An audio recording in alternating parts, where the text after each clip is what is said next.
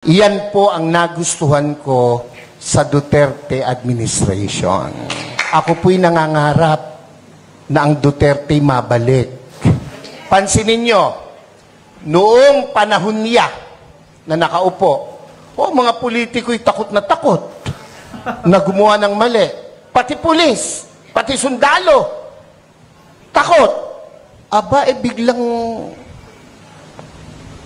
anong nangyari? Ngayon ang mga kurakot mga nakaupo. Nagliparan. Bakit ang isang obispo ay sumusuporta sa ganito? Aba, hindi masamang mangarap ng pag-unlad ng pagkakaisa sa bansa natin. Hello mga kadonatics! Trending ngayon ang pahayag ni Father Perez. Isang obispo patungkol kay Tatay Digong. Ang ganda talaga ng mga sinabi niya. Nakaka-inspire yung mga paghanga niya kay Tatay Digong. He was comparing Bongbong Marcos and Tatay Digong sa administration. Ang layo talaga ng pagitan nila. Ngayon, nako, talamak yung krimen. Araw-araw may krimen. Sa panahon ni Tatay Digong, ang namamatay, mga kriminal. Sa panahon ngayon, ang mga namatay, mga inosente. Hindi na ako magpatubig-tubig pa. Let's go! Sa edad kong ito, marami na po akong kasigida dito, mga 30 anyos. Okay, magpapakita. Sa paglalakbay ko po, Hong Kong lang. Ang mga Pilipino, pag nasa Hong Kong, kang babae. Hindi nagtatapo ng balat, ang candy, nilalagay sa bulsa. Tama. Pag naka-red, tigil. Kahit walang lumalakad na sasakyan, walang tumatawid. Ilalayo pa natin sa Subic ang Pilipino. Pag nasa Subic, ang babait. Law-abiding citizen. Ang tanong, bakit? Alam nila kasi, hindi sila paglalaruan, hindi sila bibiruin ng gobyerno sa Hong Kong. Naran po ba kayo? Ang totoo niyan, yung katabi mo, matino yan. Pakisabi mo sa katabi mo, matino yan. Pag matino ang nagpapasunod. Amen Tama. po ba? Tama. Amen po ba? Nako, kung mayroong napakabait, Pilipino na. Basta matino ang nagpapatupad. Tama. Iyan. Natatandaan nyo sa panahon ni Tatay Digong, napaka-respetado ng mga Pilipino. Hindi nga magkalat sa rally. Like every time may rally, sila pa yung nagliligpit ng mga basura. Ganon ka-respetado ang Pilipino that time, ha? But ngayon, bumalik na naman tayo sa nakasanayan natin. Napakalaki talaga ng factor kung sino ang namumuno. Kasi kung respetado ang nasa taas, most likely, respetado ang nasa baba. Kung hindi ka respeto yung nasa taas, ganon din yung bunga. Kung anong puno, ay siya yung bunga. Yan po ang nagustuhan ko sa Duterte administration. Kahit ako po ay isang obispo, pare, alam niyo naman si Pangulo, pag binanggit ang pare, dumudura. Hindi naman ako kasali doon.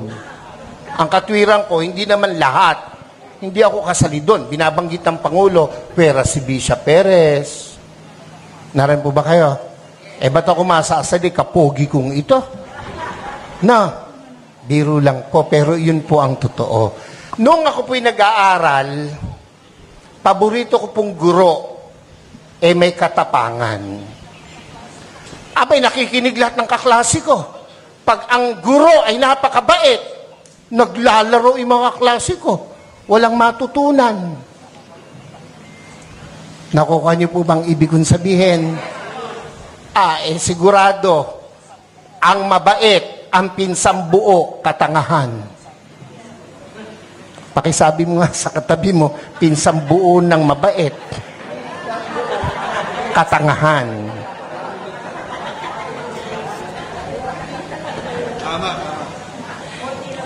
Ako po ay isang professor din by profession. Isa po ako sa kinatatakutan ng mga estudyante. Pag ako po'y naglalakad sa koridor, nauubos ang estudyante. Pag pumasok ako sa pintuan, tahimik, para mga pinitpit na luya ang mga bata. Pero isa lang ang aking sinisigurado, may matututunan ang mga bata sa akin. Kaya po, ako ay kinatatakutan, pero pinakamamahal ng mga estudyante.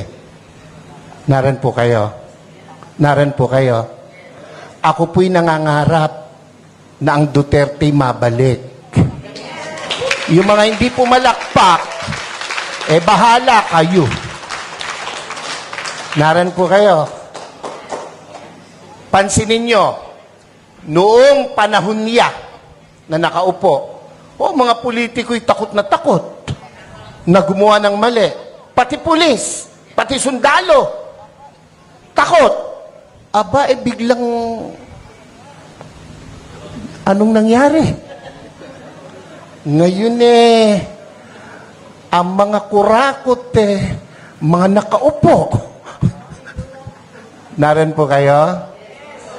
Ako, tayo may hindi pinanganak kahapon. Alam natin yan. Bakit ang isang obispo ay sumusuporta sa ganito?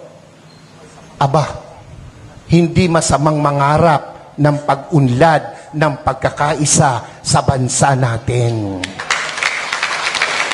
Kung hindi tayo magsasalita at kikilos, kung hindi tayo magpapakita ng puwersa, ng lakas, sino ang gagawa nito? No, kung palakpak lang, hindi mo magawa, lalo na sa rally, hindi mo kaya. Yung makasigaw ng Amen! Oy, yan yung matatapang. Yung mga hindi nakikain lang yun.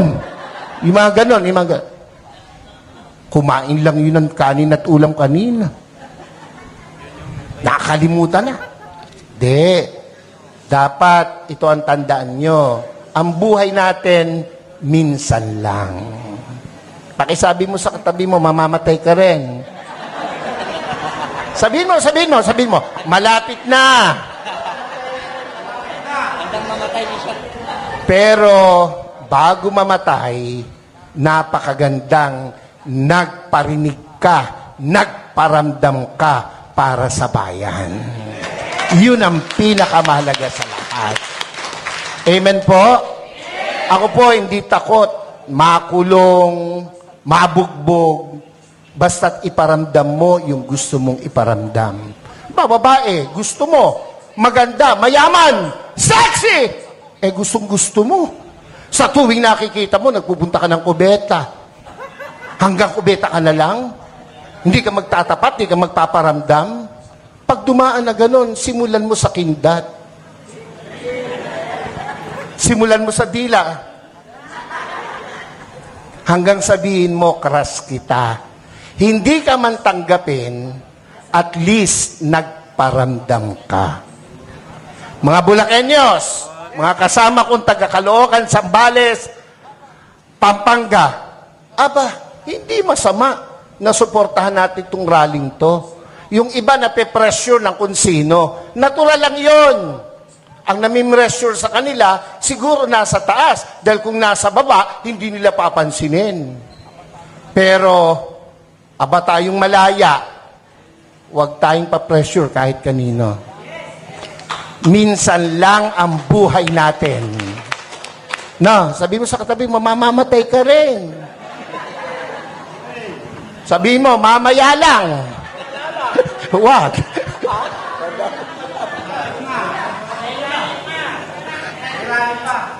Dapat iparinig natin, iparamdam natin ang ating saloobin.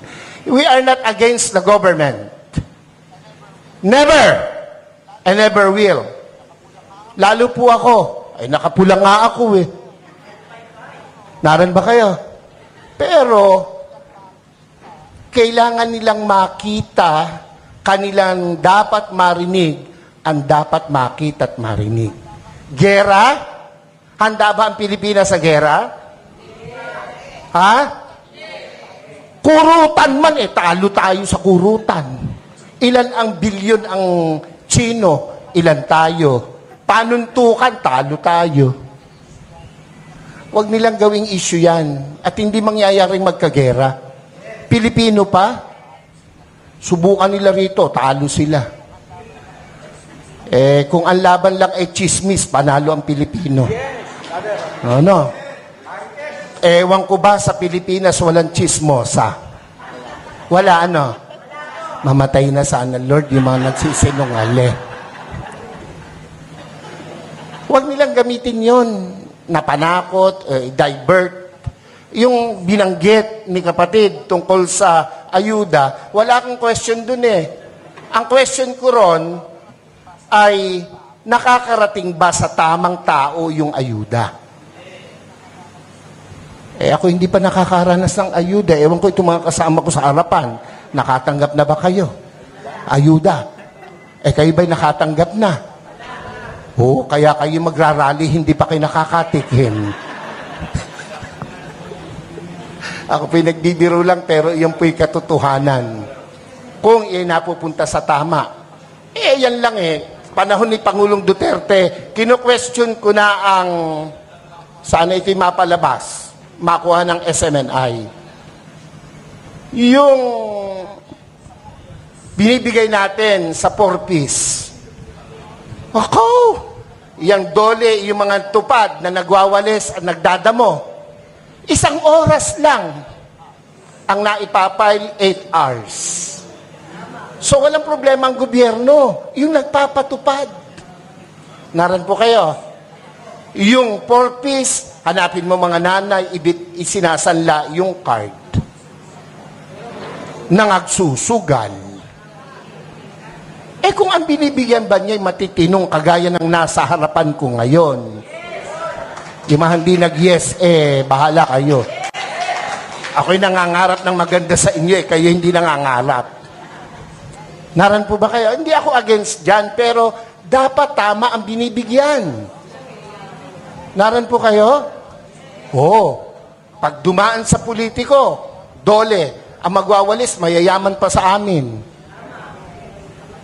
Pero naka-uniform, nasa lilim, nagkikwentuhan. Ang pinagkikwentuhan, ganito lagi. Alam mo ba? Yun mga introduction ng mga chismoso. Alam mo ba? Alam niyo ba? O tango naman. Hindi tayo papayag na hindi natin iparinig, iparamdam, ipakita ang dapat nating ipakita sa bayang Pilipinas na ating minamahal. Ako po, kung matetreten sila sa pagtakbo ng mga Duterte, matreten sila. Bakit? Matitino yung Duterte. Ako po, kahit obispo, nung panahong iyan ay lumalaban, ako po'y kasama. Ako po'y nangitim. Ako'y inalukan na maupo sa kabinet. Hindi ko tinanggap. Ang gusto ko'y makita siyang namamahala. Kung anong ginawa niya sa Davao, gawin niya sa Pilipinas. At ginawa niya sa Pilipinas. Mabalik yon, ako po ay matutuwa. Ganda ng mensahe ni Father. Di ba? We are not against the government. Totoong-totoo yan. Kasi ang mga rebelde ang against government. Yung NPA at iba pa. Tayo, we are not against the government. We are just here to tell the government that they are not doing any good at all. The government, composed of 100 million Filipinos. Yan yung government. Nautusan lang yung mga taong nasa itaas na i-manage tayo.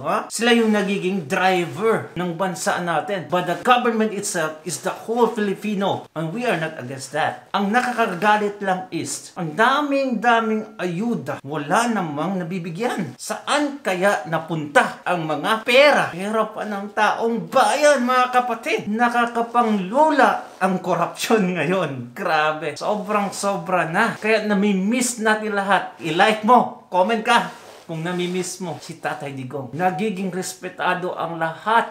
Pati mga drug addicts. Nagiging respetado. Kakaiba yung karisma talaga ni Tatay Digong. For me, he is the best president by far. Bye.